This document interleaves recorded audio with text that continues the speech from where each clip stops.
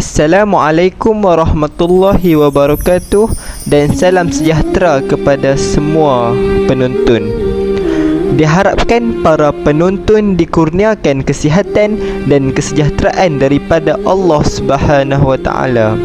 Selamat datang ke pameran yang bertajuk Penghayatan Akidah dan Ibadah berpandukan sunnah Rasulullah sallallahu alaihi wasallam mampu membina pribadi dan jati diri Muslim yang dianjurkan oleh kelas kami, iaitu PPISMP ambilan Jun 2023 kelas Pai A. Syukur kehadrat Ilahi di atas kesempatan masa untuk menjayakan program pada pagi ini, pada pagi yang indah ini. Saya Muhammad Dinil Azwani bin Muhammad Rosli akan menerangkan tentang tajuk yang dikatakan sebentar tadi. InsyaAllah pada pagi ini kita akan melihat dan mendalami tentang maksud as-sunnah, pembahagian as-sunnah, definisi ibadah beserta contohnya, dan juga ta'rif akidah beserta dengan contohnya. Sebelum itu, marilah kita tahu apakah yang dimaksudkan dengan as-sunnah. Maksud as-sunnah dari segi bahasa iaitu sirah dan perjalanan, yakni sirah dan perjalanan Nabi Muhammad sallallahu alaihi wasallam. Dari segi istilah pula, segala ucapan, perbuatan, pengakuan iaitu ikrar dan sifat-sifat Rasulullah sallallahu alaihi wasallam bermula daripada baginda dilantik sebagai rasul sehinggalah beliau wafat. Maksudnya di sini, kita sebagai umat Islam sewajarlah mengikuti as-sunnah dan jadikannya sebagai panduan hidup. Dan kita juga dilarang dan ditegah menghina dan mencaci as-sunnah, kerana itu ialah perbuatan yang dimungkar oleh Allah Subhanahu wa taala. Seterusnya, dalil berpegang kepada as-sunnah.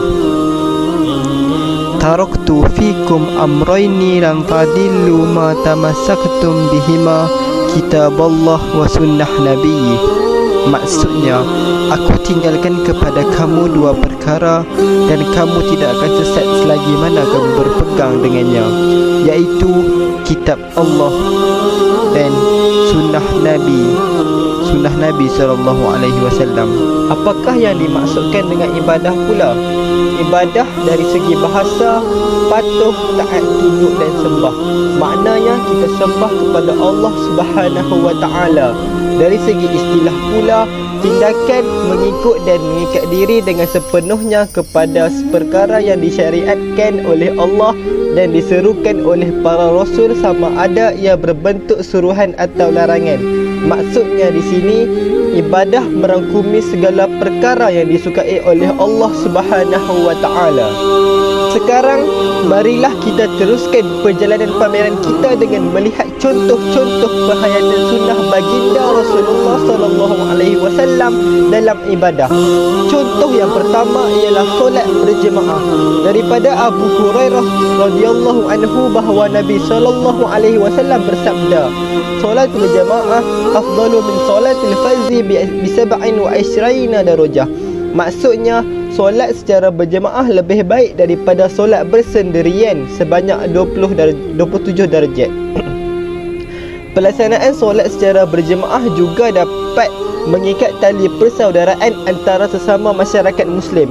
Kesatuan yang dibentuk antara masyarakat sesama Islam ini boleh dijadikan sebagai senjata untuk memperkasakan nilai kerohanian dan keimanan. Ini kerana amalan solat secara berjemaah ini penuh dengan himpunan doa dan munajat orang-orang Islam. Seterusnya, kita juga mestilah memperbanyakkan amalan sedekah. Hadis daripada Abu Hurairah radhiyallahu anhu bahawa Rasulullah sallallahu alaihi wasallam bersabda, "Ma naqasat sadaqah min malin wa ma zadallahu 'abdan bi'afwin illa 'izza." Yang bermaksud, tidak akan berkurang harta dengan sedekah, dan seorang hamba yang pemaaf pasti akan Allah tambahkan kemuliaan baginya. Sebagai umat Islam, kita perlu menghindarkan diri daripada tergolong dengan sifat kedekut. Hal ini kerana ia menyebabkan kita terjerumus ke dalam api neraka. Antara kelebihan sedekah ialah ia dapat mendidik jiwa seseorang itu untuk memupuk rasa berkorban untuk orang lain, melepaskan apa yang dimiliki agar dapat membantu orang lain yang dalam kesusahan. Dengan bersedekah ini juga ia dapat memupuk rasa kasih sayang serta mengeratkan lagi silaturahim antara saudara se-Islam. Jadi, apakah pula yang dimaksudkan dengan akidah? Dari segi bahasa, ikatan dan juga simpulan. Dari segi istilah pula ialah keyakinan dan keimanan yang mantap terhadap rukun-rukun iman dan perkara-perkara gaib. Jadi di sini ia menjelaskan kita mestilah mempercayai terhadap rukun-rukun iman dan memahaminya dengan lebih teliti. Sekarang marilah kita teruskan perjalanan pameran kita dengan melihat contoh-contoh penghayatan sunnah baginda Rasulullah sallallahu alaihi wasallam dalam akidah. Yang pertama ialah berpegang kepada Al-Quran dan As-Sunnah. Dalilnya ialah taraktu fikum amrayni lan tadillu ma tamassaktum bihima kitaballahi wa sunnah nabiyyih.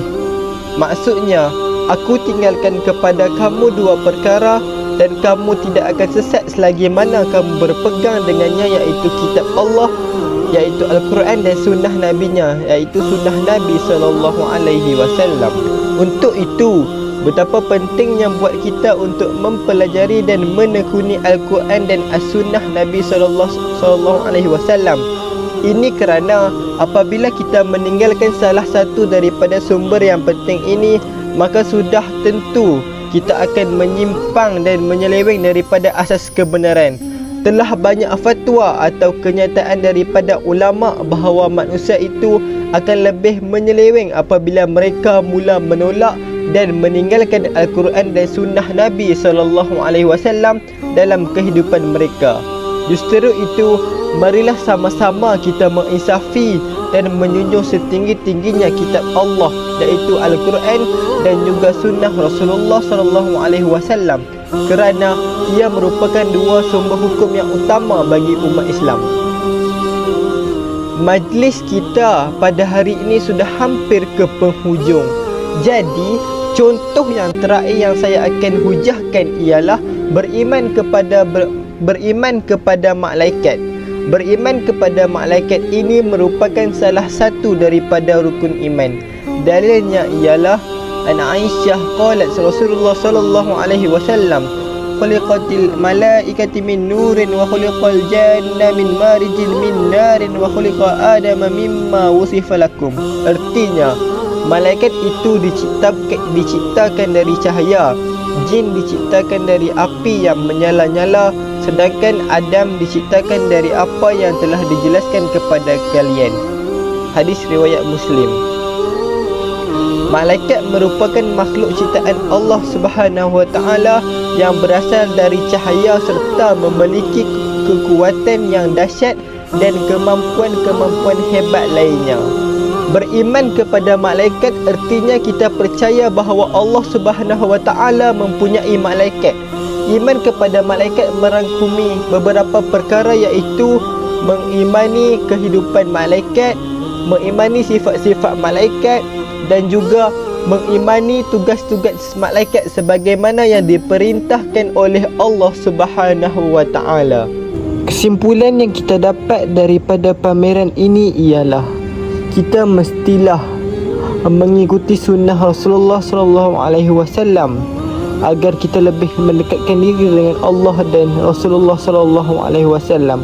Hal ini akan membentukkan jati diri kita yang jitu dan juga peribadi yang elok. Tegaslah bahawa sunnah Rasulullah SAW adalah amalan yang baik dan juga kita mestilah dekatinya.